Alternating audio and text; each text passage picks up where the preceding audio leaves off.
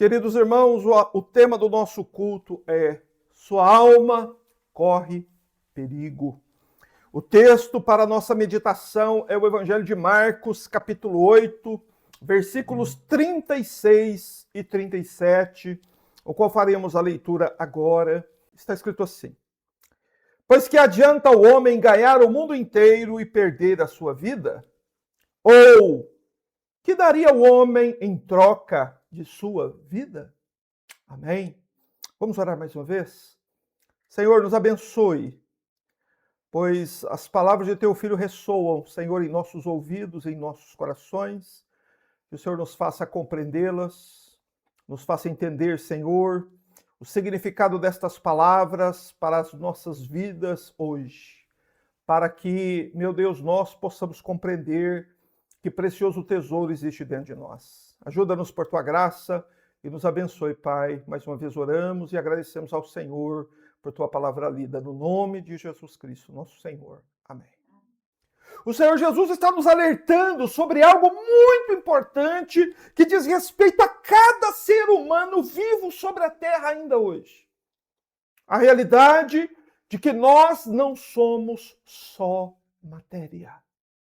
De que nós não somos só esse corpo, mas sim que nós carregamos dentro de nós algo que nós não podemos ver, não podemos tocar, nem podemos definir. Porém, o próprio Filho de Deus nos garante que aquilo que existe dentro de nós tem valor infinito e eterno.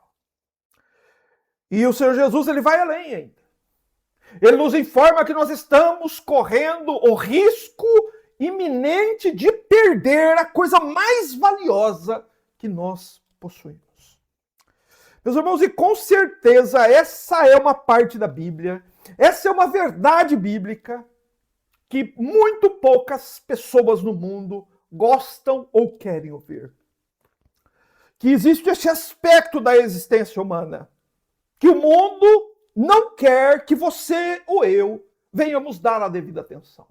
Por isso nos bombardeiam continuamente com uma enxurrada de informações inúteis para que nós não prestemos atenção na coisa mais importante da nossa vida. Que nós estamos correndo o perigo de perder as nossas almas. Meus irmãos, mas o Senhor Jesus aqui fala, pois que adianta o homem ganhar o mundo inteiro e perder a sua vida? Mas a palavra vida aqui é a palavra alma, a palavra grega psique, alma, que diz respeito ao fôlego de vida, ou é traduzida em outras versões propriamente como a palavra alma. Não é? Qual é a origem da alma? De onde a alma vem? Por que temos almas? E para entendê-las, nós precisamos voltar ao início de tudo. Sempre que nós precisamos entender alguma coisa corretamente, nós devemos voltar ao início, ao começo de tudo. Não é? Há uma passagem nas Escrituras, em Gênesis capítulo 2, verso 7, que nos diz tão claramente que o Senhor Deus formou o homem do pó da terra e soprou-lhe nas narinas o fôlego de vida, e o homem tornou-se alma vivente. Veja um detalhe importantíssimo e muito interessante a respeito disso. A Bíblia não descreve como Deus formou os animais. A Bíblia não nos descreve minuciosamente como Deus criou os anjos. A Bíblia não descreve minuciosamente como Deus criou o mar. Mas a Bíblia descreve de modo pormenorizado, ou seja, de modo detalhado, como foi que Deus criou o homem. E por que a Bíblia nos escreve assim? Porque a criação do homem foi mostrada desta forma.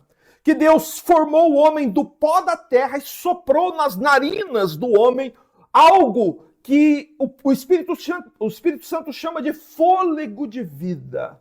E que por causa deste fôlego, o homem se tornou então uma alma vivente. Qual é o propósito disso? Porque é para nos mostrar que o homem é uma criatura singular, diferente das demais criaturas. E nenhuma outra criatura Deus soprou o fôlego de vida, apenas nos homens.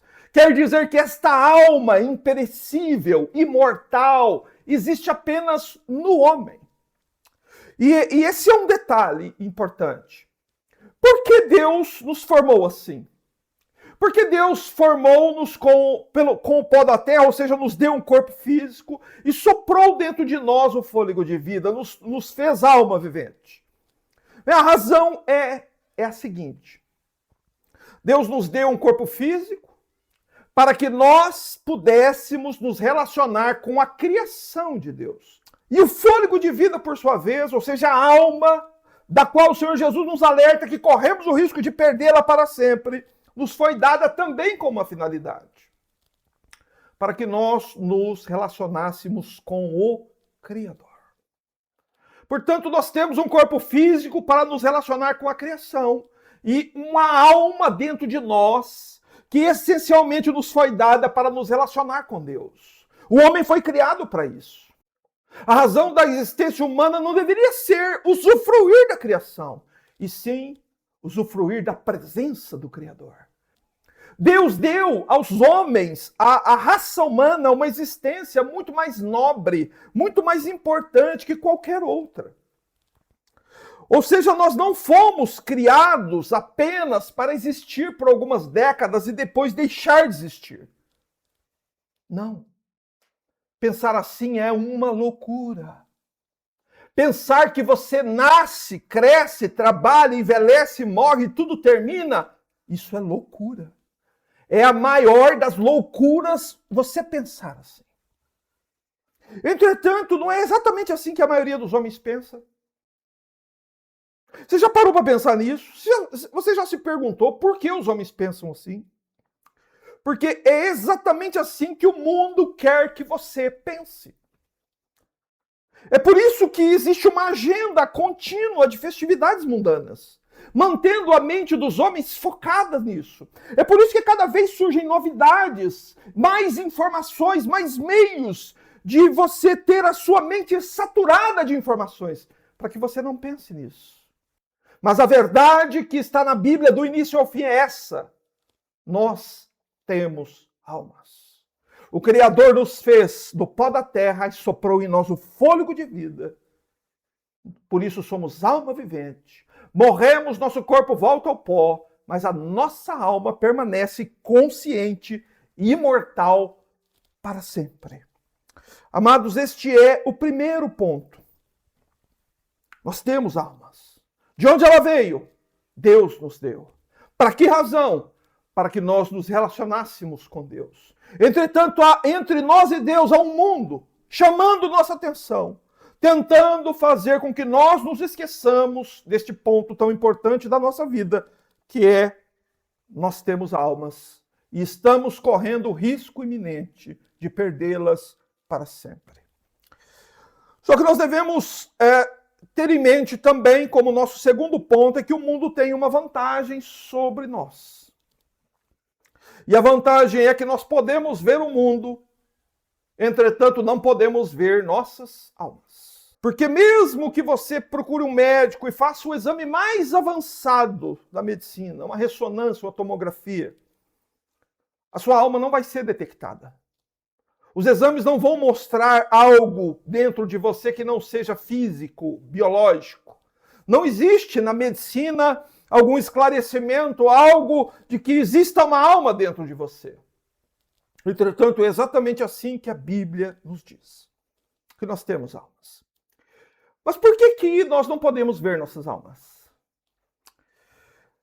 Se você parar para pensar, na própria realidade que você vive, há também 1 milhão de outras coisas que você não pode ver. Entretanto, você sabe que existe. Por exemplo, o ar. O ar existe.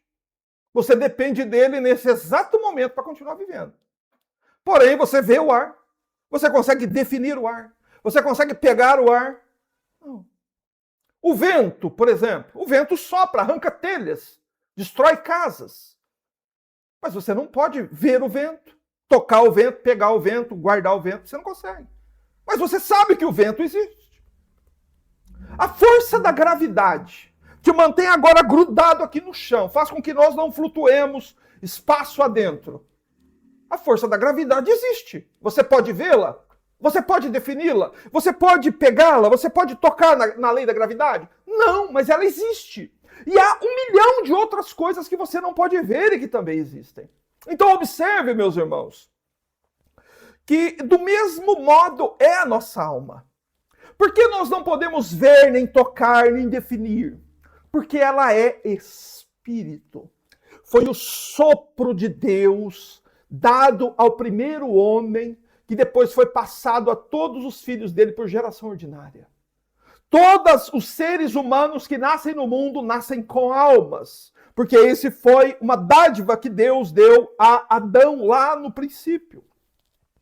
E essa alma não pode ser vista pelos olhos humanos, porque ela é espírito.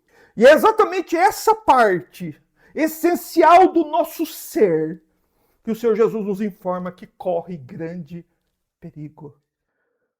Veja, eu vou ler o verso 36 agora numa outra versão, na Almeida Corrigida Fiel. Pois o Senhor Jesus diz assim: pois que aproveitaria ao homem ganhar o mundo, ganhar todo o mundo e perder a sua alma. Aqui o Senhor Jesus está nos dizendo que há uma parte difícil de nós sermos criaturas humanas e termos almas. E que a maior loucura que um ser humano pode fazer é ignorar o que ele está dizendo aqui. Porque de um lado estará o mundo tentando te iludir, tentando te atrair pelos olhos, tentando te seduzir para participar cada vez mais dele. Por isso, cada vez mais programas de TV, cada vez mais entretenimento, cada vez mais redes sociais. É o mundo tentando te seduzir, fazendo com que você se esqueça que você tem alma. Do outro lado, a voz do Filho de Deus te dizendo que adianta você ganhar todo mundo e perder a sua alma. Essa é a grande tensão. Nós devemos tomar cuidado, porque o Senhor Jesus está nos dizendo que o mundo quer nos enganar. Que o mundo quer te ludibriar, para que você se perca para sempre, para que você perca a sua alma e só perceba a loucura que fez quando você não puder mais voltar atrás e corrigir o seu erro. Qual seria a primeira forma de perder a sua alma? É viver despreocupadamente em pecado. É viver continuamente nas festas, no entretenimento, na embriaguez, assistindo Copa do Mundo, na desonestidade, na mentira, na avareza, na imoralidade sexual, vivendo a vida como as pessoas no mundo vivem. Posso afirmar para você com toda certeza que isso é um caminho seguro para o inferno. Então, viver despreocupadamente em pecado, deixar que o mundo te absorva de tal forma que você não se preocupe com a sua alma, é o caminho seguro para o inferno. Essa é a primeira forma. Entretanto, é lógico que alguns de nós irão pensar assim, bem, mas eu não sou assim. Eu sou uma pessoa decente. Eu não sou um bêbado, eu não sou um imoral, eu não sou ladrão. Eu sou uma pessoa decente e ainda assim sou uma pessoa dedicada à religião. Eu levo a religião a sério, eu conheço a Bíblia, eu oro e tudo mais. Por isso eu tenho que te falar qual a segunda forma de você perder a sua alma. E você vai entender isso compreendendo o contexto pela qual o Senhor Jesus, onde o Senhor Jesus disse essas palavras. O contexto aqui é exatamente o Senhor Jesus nos alertando sobre o perigo da falsa religião. O capítulo 8, em que estão essas palavras do Senhor Jesus, se você virar a sua página e ler o capítulo 8, a partir do verso 1, você vai observar que aqui havia uma grande multidão em busca do Senhor Jesus.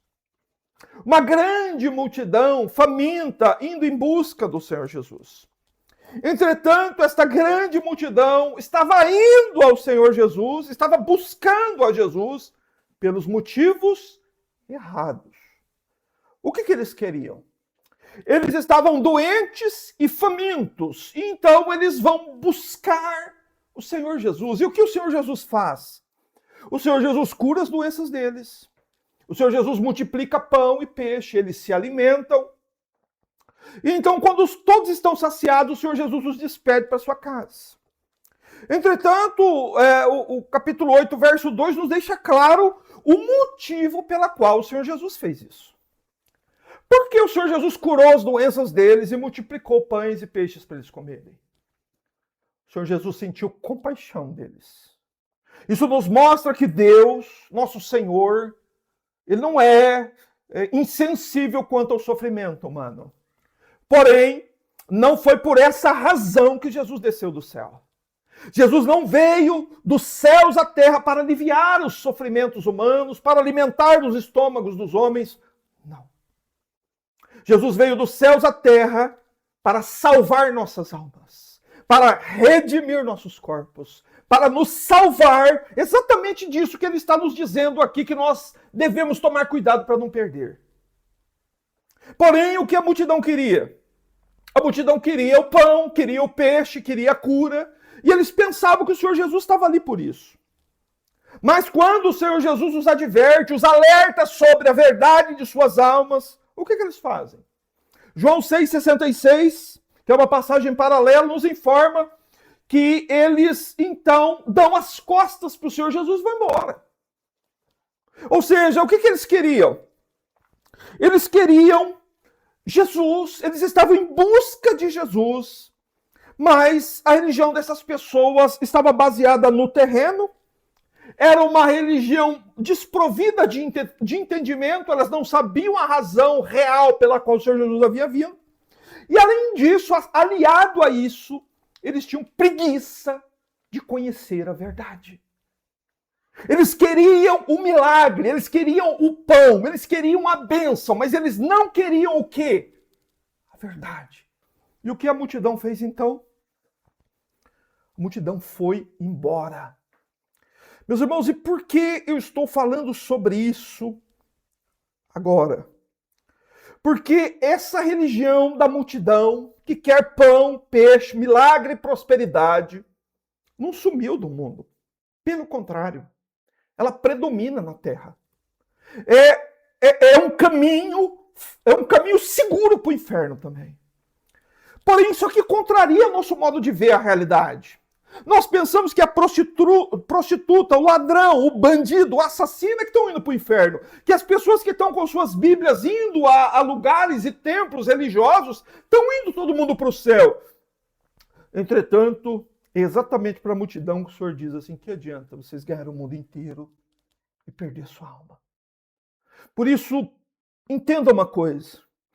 O que essa religião que você vê, que existe até hoje no mundo, que hoje se prolifera como uma praga sobre a terra, o que essa religião é e a serviço de quem ela está? Essa religião é o mundo travestido de religião cristã. Falsas religiões, elas são centradas nas coisas dos homens e não nas coisas de Deus. Falsas religiões focam numa agenda mundana.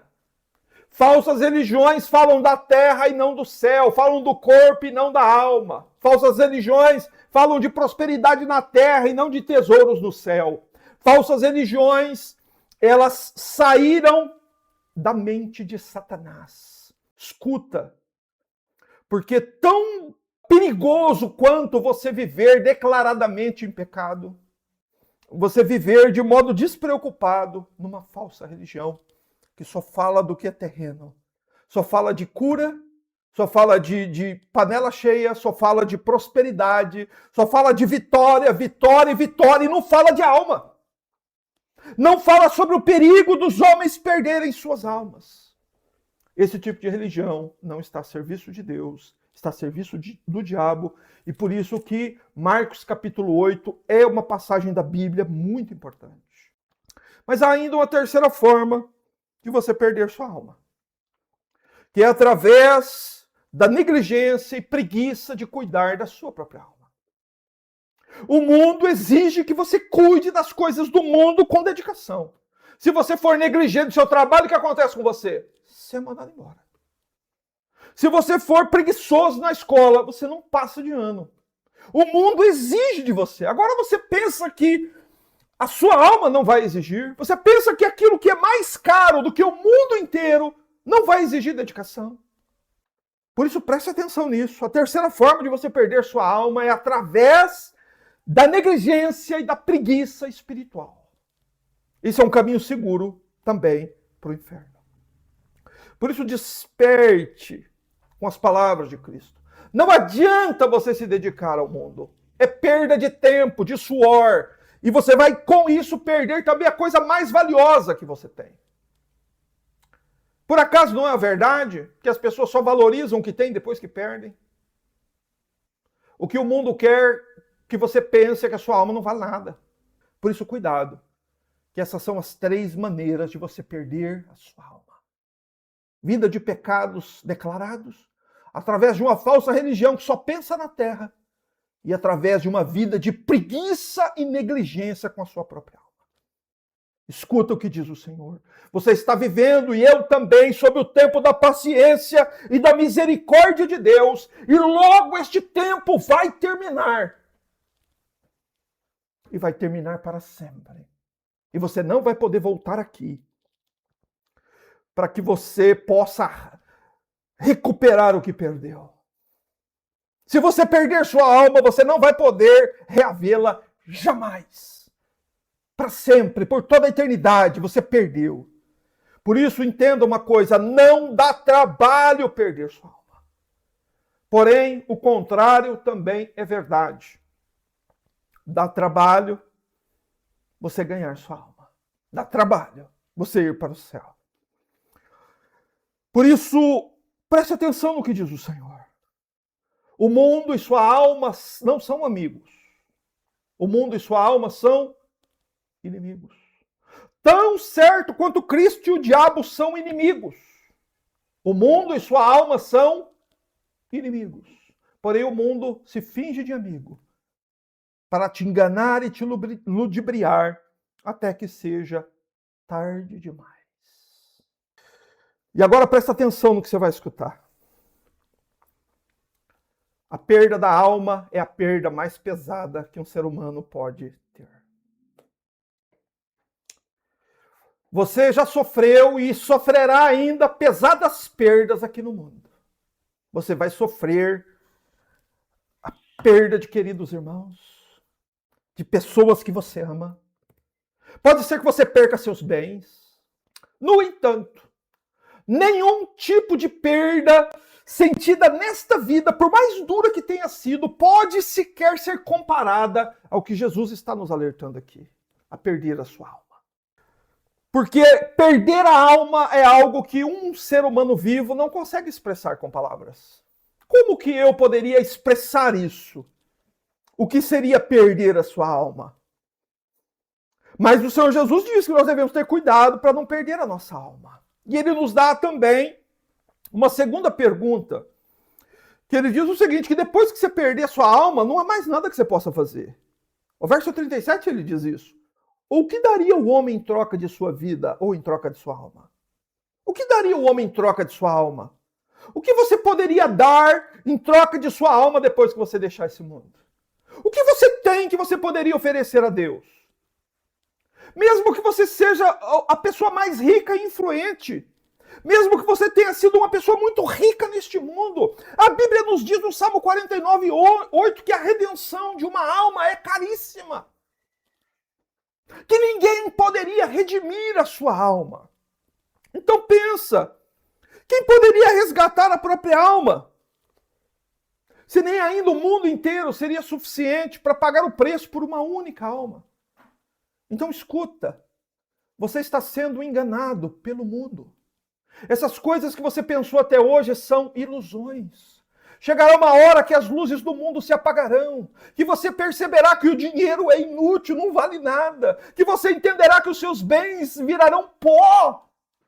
Só que se nessa hora você perder sua alma, você perdeu a coisa mais valiosa. Entretanto, é isso que o diabo quer que você faça. Ele quer que você priorize o cimento, porta, prédio, casa, apartamento. Que você valorize carros e a sua empresa, o seu trabalho, as coisas que você tem, o dinheiro que você tem no banco. Quando, na verdade, isso vai chegar uma hora que vai se mostrar inútil para você. Porque você está gastando o seu tempo e energia com coisas que não vão poder acompanhar você depois desta vida. Porém, você deve priorizar a sua alma. Por isso, Entenda uma coisa. Você quer ter uma ideia do valor da sua alma? Presta atenção. Vamos começar a refletir sobre o valor da alma. Entender o quanto vale esta parte da nossa vida, a qual o Senhor Jesus diz que vale mais que o mundo inteiro. Veja, o Senhor Jesus em momento algum diz que o corpo humano vale mais que o mundo. Mas o Senhor Jesus diz que a alma vale mais que o mundo. O primeiro ponto para nós refletirmos sobre isso é nós entendermos uma coisa. Quem foi que fez esta avaliação? Quem é que diz que uma alma vale mais que o mundo? O Senhor Jesus. E eu te pergunto, quem poderia avaliar uma alma melhor do que ele? Você? O diabo? O mundo? O seu amigo da escola? O seu patrão? Quem poderia avaliar sua alma melhor do que ele? Ninguém. E eu te dou duas razões para isso. Primeiro, porque ele é Deus, e foi ele quem soprou nas narinas de Adão o fôlego de vida. Ele é Deus, ele é Senhor. E a segunda, ele foi o único que pagou o preço por almas. Você entende? Lá na cruz do Calvário. Então ele foi quem te deu a alma, ele foi quem comprou a alma, e por isso considere atentamente o que ele está dizendo, porque você está sendo enganado pelo mundo. O mundo está te enchendo de informações, está te tornando um tolo, e você só vai perceber a loucura que você está fazendo quando for tarde demais. Segundo lugar, para que você saiba corretamente quanto vale a sua alma, converse com alguém que está no leito de morte. Porque esse conselho ele é sábio. Porque muito raramente alguém no vigor da juventude e na saúde valoriza a sua alma. Porém, é igualmente raro você encontrar alguém no leito de morte que esteja indiferente quanto à sua alma. Converse com alguém no leito de morte. Veja como ele está preocupado com a sua alma. Porque é nesta hora, que as luzes enganosas do mundo irão se apagar. Que o dinheiro se revelará inútil. Que o prazer do pecado aqui já acabou. Nunca mais você vai poder gozar do prazer do pecado. E que finalmente a morte vai fazer você estremecer diante da realidade que você tem alma. Sabe o que acontece com essas pessoas alegres? Com essas pessoas que gostam de ficar contando piadas e na televisão aparecem como pessoas muito engraçadas? Sabe o que acontece com eles na hora da morte? Eles ficam muito sérios. Ninguém ri na hora da morte. Você sabe por que não? Escuta. Porque é na hora da morte que você sente a sua alma saindo do seu corpo. É nessa hora que você vai descobrir que as filosofias que você acreditou são enganosas. Que o mundo te enganou. Que você correu atrás do vento. É nessa hora que as falsas religiões em que os homens confiam se mostram completamente inúteis. E que Cristo e Deus estão longe dele. E que quem está do lado dele na hora da morte não é Jesus, e sim o diabo. Por isso, toma cuidado com a sua alma, para que você não a perca. Então entenda uma coisa. Nunca um homem vivo conhecerá tão bem o valor da sua alma do que quando está morrendo. Porém, para a maioria das pessoas, aquela hora já é tarde demais. O dia de você conhecer o valor da sua alma para não perdê-la no dia da sua morte é você entender o que Cristo está te alertando agora, porque essa pode ser simplesmente a última vez da sua vida que você escuta isso. Em terceiro lugar, quer saber o valor da sua alma? Reflita sobre a sua alma através das palavras de um homem que já morreu. Há na Bíblia a história de um rico que perdeu sua alma. Ele falhou miseravelmente exatamente nas coisas que nós estamos sendo alertados hoje. Ele pensou pouco ou nada sobre sua alma. Ele se preocupou com riqueza, ele se preocupou com roupas caras. Ele se preocupou com churrasco com os amigos e estar junto de sua família. E não se preocupou com sua alma. Ele ganhou o mundo, ele foi rico, ele foi honrado, ele tinha muitos amigos. Ele desfrutou de muitos prazeres enquanto estava aqui na terra. Mas depois de morto, a Bíblia diz que ele percebeu que ganhar o mundo lhe custou muito mais caro do que ele estava disposto a pagar. Então o que ele tenta fazer? Desesperadamente, ele invoca a Abraão e tenta recuperar a sua alma, mas o Senhor Jesus nos informa, em Lucas capítulo 16, dos versos 19 a 31, que para este homem já era tarde demais. Meu Deus do céu, gente. Você não entende isso, que é um estranho véu entre o que acontece agora e o que acontece com uma pessoa na hora da morte. Entretanto, quando nós vamos lá, Lucas 16, de 19 a 31, na história do rico e do mendigo, o Senhor Jesus levanta o véu para que nós olhemos o que acontece com alguém na hora da morte, exatamente para que nós reflitamos sobre o que ele está nos advertindo aqui. Leia essas palavras em oração. Compreenda a história de um homem que perdeu a sua alma. Leia e releia para que você não venha perder a sua. Veja o valor da alma sob a perspectiva de alguém que perdeu a dele. Essas coisas estão escritas na Bíblia para o nosso aviso. Em quarto lugar, como é que você sabe o valor da sua alma? Para termos uma ideia mais correta ainda sobre o valor da alma, precisamos olhar para aquele que pagou o preço na cruz por elas. Considere que não havia nenhum outro, nem no céu, nem na terra, nem debaixo da terra, digno o suficiente para pagar o preço pela alma humana. Veja que cara é a alma. Veja que João Batista, que Moisés, que Abraão, que Jó não foram dignos de comprarem alma, sendo homens santos de Deus, amigos de Deus. O único digno no céu foi o Senhor Jesus, e ele veio. Portanto, isso deve nos fazer olhar para a nossa alma de um modo diferente. Porque, de acordo com as Sagradas Escrituras, almas valem mais que o mundo inteiro e não valem menos que o sangue do próprio Filho de Deus. Entenda o preço incalculável que está dentro de você, que Deus soprou dentro de você, que está aí, que você não pode ver, que você não pode tocar, como o vento, como o ar, como as bactérias que te cercam, você não pode ver, não pode tocar, mas você sabe que está lá. Entenda o preço, para que você não perca sua alma. Porque se você perder, será a perda mais pesada que você sofrerá. E será uma perda irreparável, irremediável, eterna. Cuidado com o mundo não é seu amigo. O mundo não quer o seu bem. O mundo quer te encher, te saturar de idiotices e bobagens. Mas eu preciso encerrar a pregação trazendo a todos uma excelente notícia. Sua alma pode ser salva. Você não precisa perder sua alma.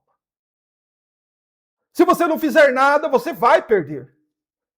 Mas há algo que a Bíblia nos diz que nós devemos fazer. Bom, em primeiro lugar, o que fica claro aqui é o seguinte: você tem que dar as costas para o mundo. Você precisa sair do mundo. Se você continuar no mundo, você vai perder sua alma. Isso é inegociável. Não há como ser de Deus e do mundo ao mesmo tempo, porque a Bíblia diz que quem é amigo do mundo é inimigo de Deus. Tiago 4:4. Amigo do mundo, inimigo de Deus. Então, se eu quero ser amigo de Deus, eu preciso ser inimigo do mundo. Isso é inegociável. Mas há algumas coisas que você precisa crer. E a fé simples em determinadas verdades é o que salva a sua alma. A primeira é que você creia que, conforme as Escrituras nos dizem, nos afirmam, nós não somos pessoas boazinhas. Nós não somos criaturas boazinhas, o mundo não está cheio de gente boa, não. Pelo contrário. O mundo está repleto de criaturas caídas. Caíram em Adão. São corrompidas pelo pecado da planta do pé ao alto da cabeça. Isaías 1,6. Crê nisso. Porque sem esse passo de você entender o quão depravado você e eu somos, não há como você invocar a Deus e pedir salvação. Como que você vai invocar a salvação se você se considera uma pessoa boa? Creia naquilo que a Bíblia diz. Nós somos criaturas e não há em nós parte alguma sã. É da planta do pé ao alto da cabeça que nós somos todo pecado, toda injustiça. Essa é a primeira coisa que você tem que crer. A segunda é que você deve crer que conforme a Bíblia nos afirma, do início ao fim, de Gênesis a Apocalipse, a Bíblia fala da alma humana.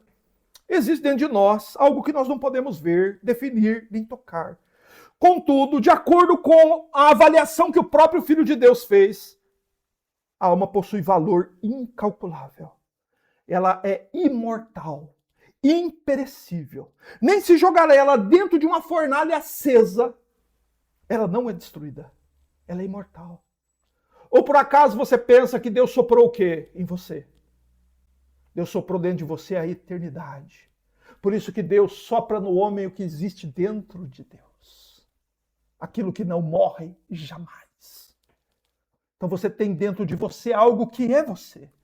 Que é a sua consciência. Que é a sua própria vida, a sua própria natureza. Que é você e que existirá para sempre. Que é a sua alma imortal. Creia que você tem uma alma.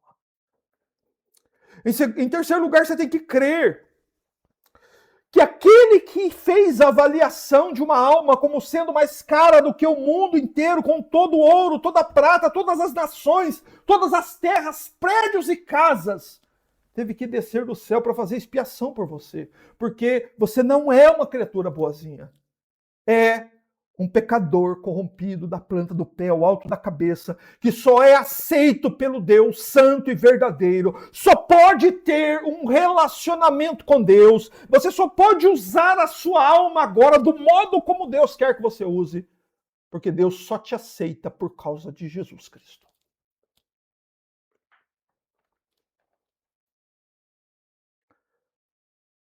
Só por Ele. Deus não nos aceita como somos. Todo aquele que pensa diferente está horrivelmente equivocado. Deus só nos aceita por causa de Jesus. Só por causa dele. Você tem que crer também que a razão da sua existência não é trabalhar. Que a razão da sua existência não é o que você ajunta do berço até a sepultura, não. Que a razão da sua vida não é o dinheiro que você tem guardado no banco. Nem seus bens. Que a razão da sua existência é Deus. Deus te criou. Deus te deu a vida. Deus te deu tudo o que você tem. Se Deus não tivesse dado nada para você, você nem nesse mundo existiria. Deus foi quem nos deu tudo e com a seguinte finalidade. Porque por meio de Cristo nós podemos ter uma relação com Deus. Nós podemos ser reconciliados com Deus. E essa é a razão da nossa existência. É por isso que nós estamos aqui na terra até hoje. Não é fazendo peso sobre a terra, não. É tendo oportunidade, recebendo de Deus o tempo da misericórdia, para que nós possamos entender que tipo de criatura somos, o que existe dentro de nós e o que vai acontecer conosco depois que nós deixarmos este mundo. É para isso que nós estamos aqui.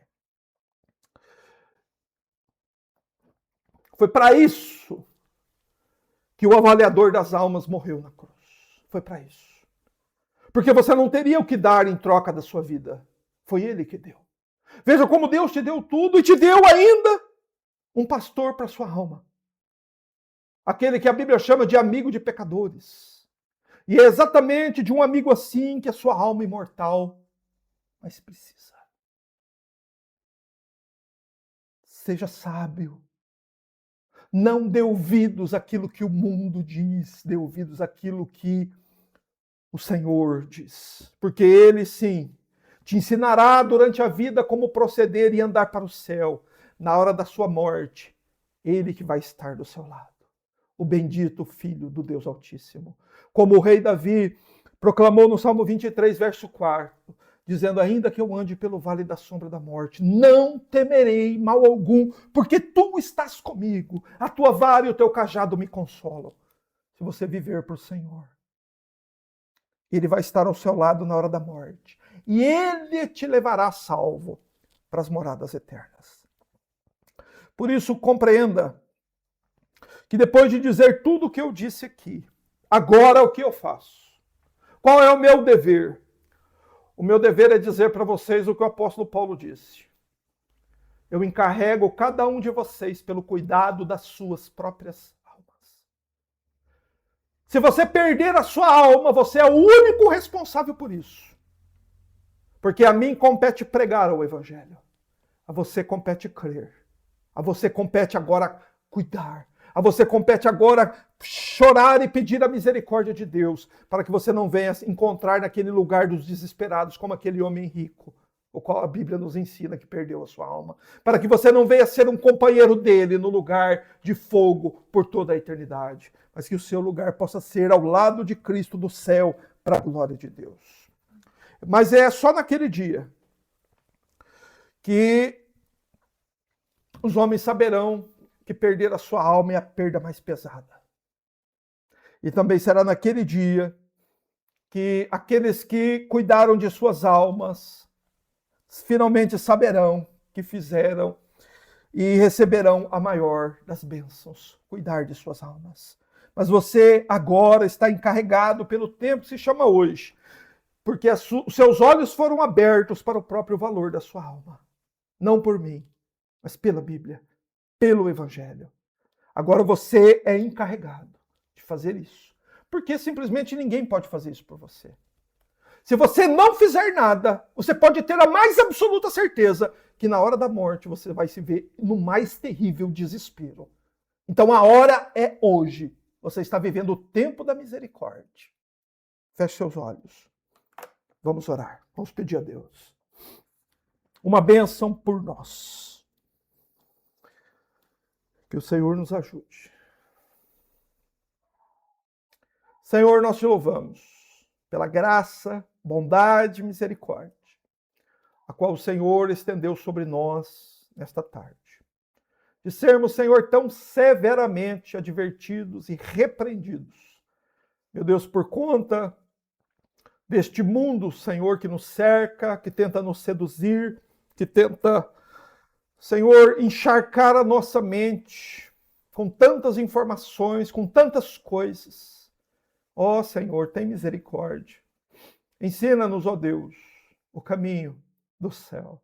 Ensina-nos, Senhor, a dar as costas para estas coisas e vivermos uma vida de maior devoção, de adoração verdadeira ao Senhor. De podermos, ó Pai, cumprirmos, Senhor Deus, com o teu propósito, que é de salvar as nossas almas. Ajuda-nos, Senhor. Dá-nos, ó Deus, graça do céu, ajuda de Deus. Dá-nos o teu Espírito Santo, Senhor. E ajuda-nos, meu Deus, para que não nos esqueçamos do infinito valor da alma a qual o Senhor nos concedeu. Concede-nos a tua graça, Pai, que possamos, a partir de hoje, termos uma outra postura diante da realidade. O Senhor nos conceda graça e nos abençoe para que cuidemos nossas almas debaixo da graça e do cuidado de Deus. Nós oramos e damos graças a Deus por esta tarde, por este estudo, por esta palavra, no nome do Senhor Jesus. Amém.